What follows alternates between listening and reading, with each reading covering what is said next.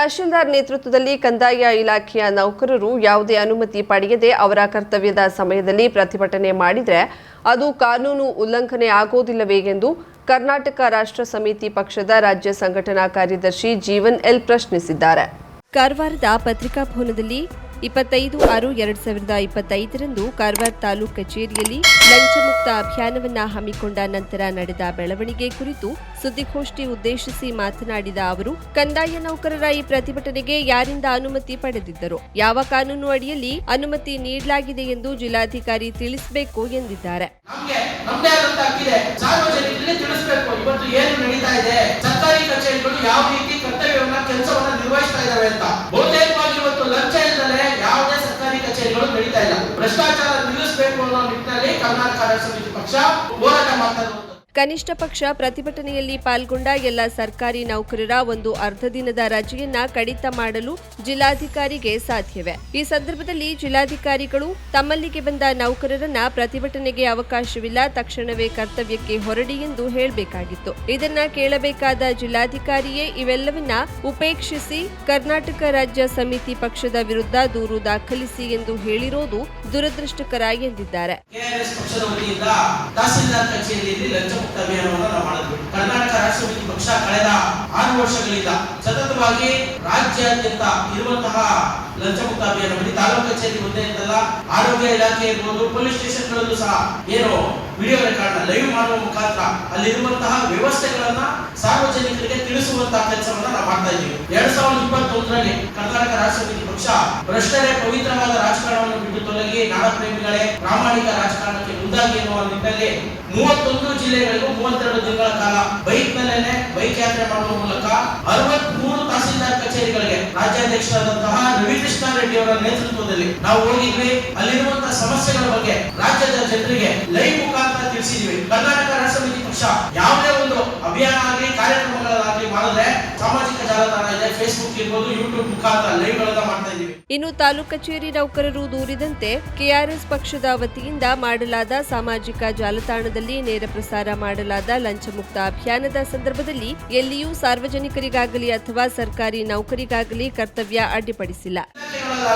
Video ಮಾಡಬಾರದು, live ಮಾಡಬಾರದು ಅಂತ ಯಾವುದಾದ್ರೂ ಒಂದು ದಾಖಲೆಗಳಿದೆಯಾ, ಸುತ್ತೋಲೆಗಳಿದೆಯಾ, ಸರ್ಕಾರಿ ಸುತ್ತೋಲೆಗಳೇನಾದ್ರೂ ಇದೆಯಾ? ಬಾಂಬೆ ಹೈಕೋರ್ಟ್ ನೇರವಾಗಿ ಹೇಳಿದೆ, ವಿಡಿಯೋ ಮಾಡಬಾರದು ಅನ್ನುವಂತ ಯಾವುದೇ ನಿರ್ದೇಶನ ಇಲ್ಲ, ವಿಡಿಯೋಗಳನ್ನ ಮಾಡಬಹುದು. ಯಾಕೆಂದ್ರೆ ಇವತ್ತು ಕೋರ್ಟ್ಗಳು ನಮಗೆ ಸಾಕ್ಷಿ ಕೇಳುತ್ತೆ, ಲೋಕಾಯುಕ್ತರು ಸಾಕ್ಷಿ ಕೇಳ್ತಾರೆ. ನಿಮ್ಮ ಹತ್ರ ಯಾರಾದ್ರೂ ಲಂಚ ಕೇಳಿದ್ರೆ ಸಾಕ್ಷಿ ತಂದು ಒಬ್ಬಳೆ ಕ್ರಮ ಜರುಗಿಸಬೇಕು ಅಂದ್ರೆ ನಮ್ಮ ಹತ್ರ ಸಾಕ್ಷಿ ಕೇಳ್ತಾರೆ. ಸಾಕ್ಷಿಗಳನ್ನ ನಾವು ಸಂಗ್ರಹ ಮಾಡೋದ್ರಿಂದ ವಿಡಿಯೋ ಮಾಡಬೇಕಾಗುತ್ತೆ, ಲೈವ್ ಮಾಡಬೇಕಾಗುತ್ತೆ. ಈ ರೀತಿಯಾದಂತಹ ಸುಳ್ಳು ಆಪಾದನೆಗಳನ್ನ ಏನು ಇಲ್ಲಿನ ಕಾರವಾರದ ತಹಸೀಲ್ದಾರ್ ಕಚೇರಿಯ ಸಿಬ್ಬಂದಿಗಳು ಮಾಡಿದ್ದಾರೆ, ಈ ರೀತಿಯಾಗಿ ಬೆದರಿಕೆ ಆಗ್ತಾ ಇದ್ದಾರೆ, ಇನ್ನೊಂದು ಮಾಡ್ತಾ ಇದ್ದಾರೆ ಅಂತ ಹೇಳ್ತಾ ಇದ್ದಾರೆ. ಇದೆಲ್ಲಾನು ಸತ್ಯಕ್ಕೆ ದೂರವಾದಂತದ್ದು. ಮತ್ತೆ ಕರ್ನಾಟಕ ರಾಷ್ಟ್ರ ಸಮಿತಿ ಪಕ್ಷದ ಪದಾಧಿಕಾರಿಗಳ ಮೇಲೆ ಮತ್ತು ಸೈನಿಕರ ಮೇಲೆ ಈ ರೀತಿಯಾಗಿ ಸುಳ್ಳು ದೂರುಗಳನ್ನು ದಾಖಲಿಸಿ ಅವರನ್ನ ಎದುರಿಸಬಹುದು.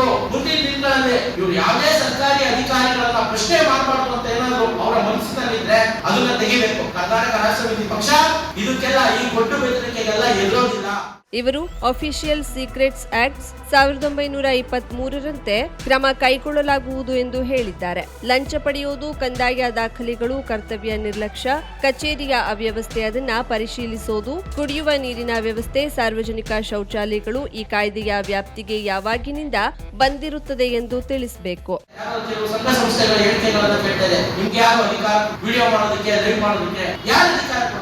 ನಾವು ಜನರಿಗೆ ಏನು ಹೇಳಿಕೊಟ್ಟಿದ್ದೀವಿ, ಅಲ್ಲಿರುವಂತಹ ವ್ಯವಸ್ಥೆ ಬಗ್ಗೆ ಹೇಳಿಕೊಟ್ಟಿದ್ದೀವಿ. ಇವತ್ತು ಕರ್ನಾಟಕ ರಾಷ್ಟ್ರ ಸಮಿತಿ ಪಕ್ಷದ ಕಾರಣಕ್ಕಾಗಿ ಎಷ್ಟೋ ತಹಸೀಲ್ದಾರ್ ಕಚೇರಿಗಳಲ್ಲಿ, ತಾಲೂಕು ಕಚೇರಿಗಳಲ್ಲಿ ಕುಡಿಯೋ ನೀರಿನ ವ್ಯವಸ್ಥೆ ಇರಲಿಲ್ಲ, ಶೌಚಾಲಯಗಳು ಇರಲಿಲ್ಲ. ಇದನ್ನ ಮಾಡುವಂತದ್ದು ಈ ನಿಟ್ಟಿನಲ್ಲಿ ಇವತ್ತು ಎಷ್ಟೋ ತಹಸೀಲ್ದಾರ್ ಕಚೇರಿ ನಾವು ಭೇಟಿ ಕೊಟ್ಟ ನಂತರ ಕುಡಿಯೋ ನೀರಿನ ವ್ಯವಸ್ಥೆ ಆಗಿದೆ, ಶೌಚಾಲಯಗಳಿದೆ, ಸಾರ್ವಜನಿಕರನ್ನ ಕೂರಿಸಿ ಮಾತನಾಡಿಸಬೇಕು ಅಂತ ಇದೆ. ಎಷ್ಟು ಕಡೆ ಪಾಲನೆ ಆಗ್ತಾ ಇತ್ತು. ಜಿಲ್ಲಾಧಿಕಾರಿಗಳಾಗಲಿ ಅಥವಾ ಕ್ಷೇತ್ರದ ಶಾಸಕರಾಗಲಿ ತಮ್ಮ ವ್ಯಾಪ್ತಿಯ ಕಚೇರಿಗಳಿಗೆ ಎಷ್ಟು ಸಲ ಭೇಟಿ ನೀಡಿದ್ದಾರೆ, ಸಾರ್ವಜನಿಕರ ಸಮಸ್ಯೆಗಳನ್ನ ಆಲಿಸಿದ್ದಾರೆ. ಈ ಕಚೇರಿಗಳಲ್ಲಿನ ಅವ್ಯವಸ್ಥೆಗಳನ್ನ, ಅಕ್ರಮಗಳನ್ನ ಸರಿಪಡಿಸಲು ಏನೇನು ಕ್ರಮ ಕೈಗೊಂಡಿದ್ದಾರೆ, ಈ ಬಗ್ಗೆ ಇರುವ ದಾಖಲೆಗಳನ್ನ ಬಹಿರಂಗಪಡಿಸಲಿ. ಇನ್ನು ಯಾವ ಕಾನೂನಿನ ಅಡಿಯಲ್ಲಿ ಸಾರ್ವಜನಿಕ ಕಚೇರಿಯಲ್ಲಿ ವಿಡಿಯೋ ಮಾಡೋದನ್ನ ನಿರ್ಬಂಧಿಸಲಾಗಿದೆ ಎಂದು ತಿಳಿಸಬೇಕು. ಭೇಟಿ ಕೊಟ್ಟಿದ್ದಾರೆ, ಆರೋಗ್ಯ ಕೇಂದ್ರಗಳಿಗೆ ಎಷ್ಟು ಆರೋಗ್ಯ ಕೇಂದ್ರಗಳಿಗೆ ಭೇಟಿ ಕೊಟ್ಟಿದ್ದಾರೆ, ತಾಲೂಕು ಆರೋಗ್ಯ ಕೇಂದ್ರಕ್ಕೆ ಎಷ್ಟು ಸಲ ಇದನ್ನ ಹೇಳ್ಬೇಕಲ್ವಾ? ಇದನ್ನ ಬಂದು ಹೇಳಿ ಕರ್ನಾಟಕ ರಾಷ್ಟ್ರ ಸಮಿತಿ ಕೇಳ್ತಾ ಇರೋ ಪ್ರಶ್ನೆಗಳಿಗೆ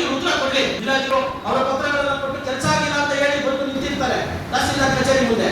ಇವರು ಮಾಡಬೇಕಾಗಿರೋ ಕೆಲಸಗಳನ್ನ ಮಾಡದೆ ಅವರ ತಪ್ಪುಗಳನ್ನ ಮುಚ್ಕೊಳ್ಳೋದಕ್ಕೆ ಈ ರೀತಿಯಾದಂತಹ ದೂರುಗಳನ್ನ ದಾಖಲಿಸೋದನ್ನ ನಿಲ್ಲಿಸಬೇಕು. ಮತ್ತೊಮ್ಮೆ ನಾನು ಹೇಳ್ತೀನಿ, ಈ ರೀತಿಯಾಗಿ ಒಟ್ಟು ಬೆದರಿಕೆಗಳಿಗೆ, ಪೊಲೀಸ್ ಕಂಪ್ಲೇಂಟ್ಗಳಿಗೆ ಕರ್ನಾಟಕ ರಾಷ್ಟ್ರ ಸಮಿತಿ ಪಕ್ಷದ ಪದಾಧಿಕಾರಿಗಳು ಎದುರ್ಕೊಳ್ಳೋದಿಲ್ಲ.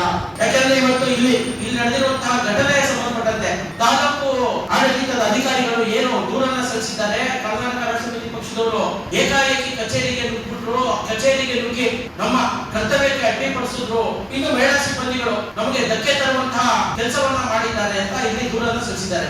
ಯಾವ ರೀತಿಯಾಗಿ ಮಹಿಳೆಯರಿಗೆ ಧಕ್ಕೆ ತರುವಂತಹ ಕೆಲಸವನ್ನ ಕರ್ನಾಟಕ ರಾಷ್ಟ್ರ ಸಮಿತಿ ಪಕ್ಷದವರು ಮಾಡಿದ್ದಾರೆ ಅನ್ನೋದನ್ನ ಅವರು ಸ್ಪಷ್ಟಪಡಿಸಬೇಕು. ಇವತ್ತು ತಹಸೀಲ್ದಾರ್ ಕಚೇರಿಯಲ್ಲಿ ಎಷ್ಟು ಜನ ಸಿಬ್ಬಂದಿಗಳು ಅವರ ಗುರುತಿನ ಚೀಟಿ ಮಧ್ಯವರ್ತಿಗಳೇ ಜಾಸ್ತಿ ಇರ್ತಾರೆ. ಆ ನಿಟ್ಟಿನಲ್ಲಿ ಮಧ್ಯವರ್ತಿಗಳ ಹಾವಳಿ ತಡಿಬೇಕು ಅಂತ ಹೇಳಿ ಕರ್ನಾಟಕ ರಾಷ್ಟ್ರ ಸಮಿತಿ ಪಕ್ಷ ಈ ರೀತಿಯಾದಂತಹ ಅಭಿಯಾನಗಳನ್ನು ಮಾಡುವ ಮೂಲಕ ಚೀಫ್ ಸೆಕ್ರೆಟರಿ ಅವರಿಗೆ, ಕಾರ್ಯದರ್ಶಿಗಳಿಗೆ ಪತ್ರವನ್ನು ಬರೆದಿದ್ದೀವಿ. ಸರ್ಕಾರಿ ಕಚೇರಿಗಳಲ್ಲಿ ಕೆಲಸ ಮಾಡುವಂತಹ ಸಿಬ್ಬಂದಿಗಳು, ಅಧಿಕಾರಿಗಳು ಯಾರು, ಮಧ್ಯವರ್ತಿಗಳು ಯಾರು ಅಂತ ಸಾಮಾನ್ಯ ಜನರಿಗೆ ತಿಳಿತಾ ಇಲ್ಲ.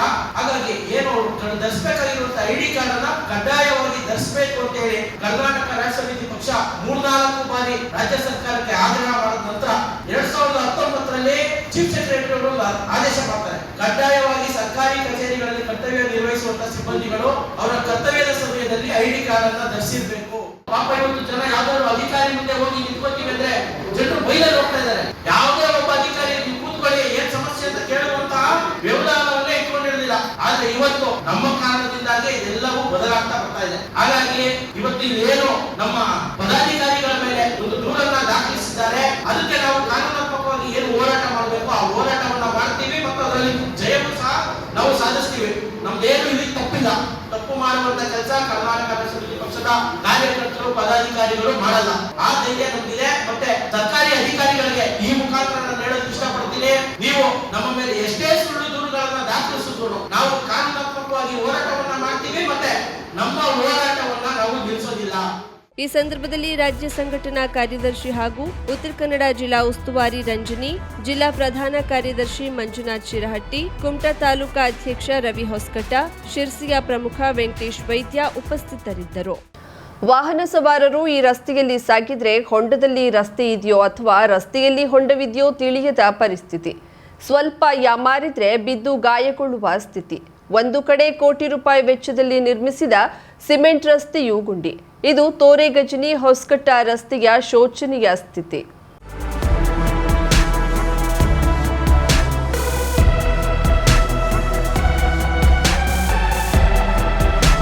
ಗೋಕರ್ಣ ಮಾದನಗೇರಿ ಮುಖ್ಯ ರಸ್ತೆಯಿಂದ ಹೊಸಕಟ್ಟ ತೋರೆಗಜನಿ ತೆರಳುವ ಮಾರ್ಗದ ತೋರೆಗಜನಿ ನಾರಾಯಣಪುರದ ಬಳಿ 1 ಕಿಲೋಮೀಟರ್ಗೂ ಹೆಚ್ಚು ದೂರದ ರಸ್ತೆ ಸಂಪೂರ್ಣ ಹೊಂಡಮಯವಾಗಿದ್ದು, ಇದನ್ನ ಸರಿಪಡಿಸುವಂತೆ ಸಾರ್ವಜನಿಕರು ಆಗ್ರಹಿಸಿದ್ದಾರೆ. ಹೊಸಕಟ್ಟ ಕ್ರಾಸ್ನಿಂದ ತೋರೆಗಜನಿ ಮುಖಾಂತರ ಮಸಾಕಲ್, ಸಿದ್ದೇಶ್ವರದವರೆಗೂ ಸಾಗಬಹುದಾದ ರಸ್ತೆ ಇದಾಗಿದ್ದು, ಒಟ್ಟು 3 ಕಿಲೋಮೀಟರ್ ದೂರದ ಈ ಮಾರ್ಗದ ಹೊಸಕಟ್ಟದ ಬಳಿ ಹೊಸದಾಗಿ ರಸ್ತೆ ಮಾಡಲಾಗಿದೆ.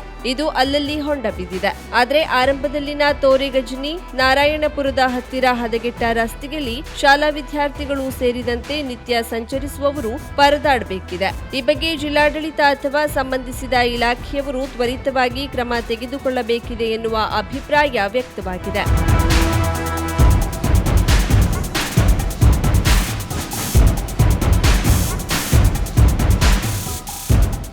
ನನ್ನ ಮನಸ್ಸಲ್ಲಿ ಏನಿದೆ ಅದನ್ನ ದೇವ್ರ ಹತ್ರ ಬೇಡ್ಕೊಂಡು ಬಂದು ನಾನು ಗುರುಗಳ ಹತ್ರ ನಿಂತ್ಕೊಂಡೆ. ನನ್ನ ಮನಸ್ಸಲ್ಲಿ ಏನಿದೆಯಾ ಹಾಗೆ ಪ್ರತಿಯೊಂದನ್ನು ಲೈಕ್ ನನ್ನ ಮಗಳ ಬಗ್ಗೆ ಕೇಳಬೇಕಿತ್ತು, ಮತ್ತೆ ನನ್ನ ಕೆಲಸದ ಬಗ್ಗೆ ಕೇಳಬೇಕಿತ್ತು ಅನ್ನೋ ಒಂದು ಇದಿತ್ತು ನನಗೆ. ಅದನ್ನ ಕರೆಕ್ಟಾಗೆ ಹೇಳಿದ್ರು ಗುರುಗಳು. ನನ್ನ ಮಗನ ಮೊದಲು ಈ ಥರ ಎಲ್ಲ ಪ್ರಾಬ್ಲಮ್ ಆಗ್ತಿದೆ, ನಾನು ಹೆಂಗೆ ಬದುಕೋದಂತೆಲ್ಲ ಗೊತ್ತಿಲ್ಲ ಅಮ್ಮ ಅಂತ ಅತ್ತೆ. ನೀನೇನು ಅಳಬೇಡ, ನವರಾತ್ರಿ ಮುಗಿಯೋತ್ತಿಗೆ ನಿನ್ನ ಮಗನ ಮದುವೆ ಆಗುತ್ತೆ ಹೋಗೋದು. ಕರೆಕ್ಟಾಗಿ 9 ದಿನ ಅವ್ರು ಹೇಳಿ 9 ದಿನದಲ್ಲಿ ನಡೀತು. ಆ ಥರ ಒಂದು ಶಕ್ತಿ ನಾನು ಎಲ್ಲೂ ಜೀವನದಲ್ಲೇ ನೋಡಿಲ್ಲ ಬಿಡಿ. ಕೇರಳ ಪಂಚಮುಖಿ ನಾಡಿ ಜ್ಯೋತಿಷ್ಯರು, ಕೇರಳದ ದೈವ ಆರಾಧಕರು. ಅಷ್ಟಮಂಡಳ ಪ್ರಶ್ನೆ, ಆರೂಢ ಪ್ರಶ್ನೆ, ತಾಂಬೂಲ ಪ್ರಶ್ನೆ, ನಾಡಿ ಶಾಸ್ತ್ರದ ಮೂಲಕ ನಿಮ್ಮ ಜೀವನದ ಯಾವುದೇ ಸಮಸ್ಯೆ ಇದ್ದರೂ ಕೇವಲ 2 ದಿನಗಳಲ್ಲಿ ಸುಲಭ ಪರಿಹಾರ ಮಾಡುತ್ತಾರೆ. ಉದಾಹರಣೆಗೆ ದಾಂಪತ್ಯ ಕಲಹ, ಮನೆಯಲ್ಲಿ ಅಶಾಂತಿ, ಹಣಕಾಸಿನ ತೊಂದರೆ, ಮಾಟ ಮಂತ್ರ, ಸ್ತ್ರೀ ಪುರುಷ ವಶೀಕರಣ, ಇನ್ನು ನಿಮ್ಮ ಜೀವನದ ಯಾವುದೇ ಸಮಸ್ಯೆ ಇದ್ದರೂ ನೇರವಾಗಿ ಬಂದು ಭೇಟಿ ಮಾಡಿ. ತಾಂತ್ರಿಕ್ GN ಪಣಿಕ್ಕರ್, ಕೇರಳ. ಗುರೂಜಿಯವರ ಮೊಬೈಲ್ ಸಂಖ್ಯೆ 9071008119. ಅಡ್ರೆಸ್ 30A/1 ಫಸಿ ಅಂಗಡಿ near Shri Madayikavu Bhagavathi temple, Thiruvarkadu, Kannur district, Kerala. Pin code 674334. ವಿಳಾಸ 30A/1 ಅಜಯ್ ಅಂಗಡಿ, ಶ್ರೀ ಮಡಾಯಿಕಾವು ಭಗವತಿ ದೇವಸ್ಥಾನದ ಹತ್ತಿರ, ತಿರುವರ್ಕಾಡು, ಕಣ್ಣೂರು ಜಿಲ್ಲೆ, ಕೇರಳ. Pin code 674334. 50,000ಕ್ಕೂ ಅಧಿಕ ಸಬ್ಸ್ಕ್ರೈಬರ್ಸ್, 1.68 ಕೋಟಿಗೂ ಮೀರಿದ ವ್ಯೂಸ್. ಸುದ್ದಿಯೊಂದು 10 ಲಕ್ಷಕ್ಕೂ ಹೆಚ್ಚು ವ್ಯೂಸ್ ಕಂಡ ಹೆಗ್ಗಳಿಕೆ. ವಸ್ತುನಿಷ್ಠ ಮತ್ತು ಖಾತ್ರಿಯಾದ ವರದಿಗಾರಿಕೆ. ಉತ್ತರ ಕನ್ನಡದ ಅತಿ ಹೆಚ್ಚು ಸಬ್ಸ್ಕ್ರೈಬರ್ ಹೊಂದಿರುವ ಯೂಟ್ಯೂಬ್ ಚಾನೆಲ್. ಕರಾವಳಿ ಮುಂಜಾವು ಡಿಜಿಟಲ್ ವೀಕ್ಷಕರಿಗೆ ಧನ್ಯವಾದ. ಇನ್ಮುಂದೆ ಸುದ್ದಿಯಲ್ಲ ಮತ್ತಷ್ಟು ಸೊಗಸು. ನಿಮ್ಮಲ್ಲಿಯ ಸಭೆ ಸಮಾರಂಭ, ಅಂಗಡಿ ವ್ಯಾಪಾರ ಮಳಿಗೆಯ ಸಹಕಾರಿ ಸಂಸ್ಥೆಯ ಶುಭಾರಂಭದ ಕಾರ್ಯಕ್ರಮಗಳ ವಿಸ್ತೃತ ವಿಡಿಯೋ ಸುದ್ದಿ. ಸಂಪರ್ಕಿಸಿ ನಮ್ಮ ಕರಾವಳಿ ಮುಂಜಾವು ಡಿಜಿಟಲ್ ಪ್ರತಿನಿಧಿಗಳನ್ನ.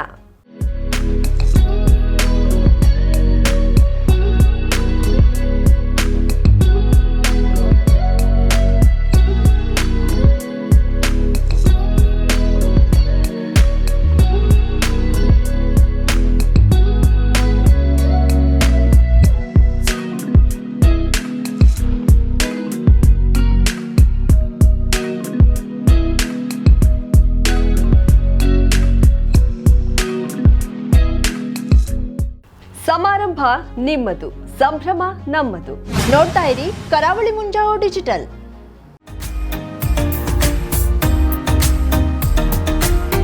ಮಿಲನ್ ಎಂಟರ್ಪ್ರೈಸಸ್ ಬೃಹತ್ ಎಲೆಕ್ಟ್ರಾನಿಕ್ ಹಾಗೂ ಫರ್ನಿಚರ್ ಮಳಿಗೆ. ಉತ್ತರ ಕನ್ನಡ ಜಿಲ್ಲೆಯಲ್ಲೇ ಅತಿ ಹೆಚ್ಚು ಮಳಿಗೆಗಳನ್ನ ಹೊಂದಿರುವ, ಅತಿ ಹೆಚ್ಚು ಸಂತೃಪ್ತ ಗ್ರಾಹಕರನ್ನ ಹೊಂದಿರುವ ಮೂಲಕ ಹೆಗ್ಗಳಿಕೆಗೆ ಪಾತ್ರವಾಗಿರುವ ಏಕೈಕ ಸಂಸ್ಥೆ ಮಿಲನ್ ಎಂಟರ್ಪ್ರೈಸಸ್.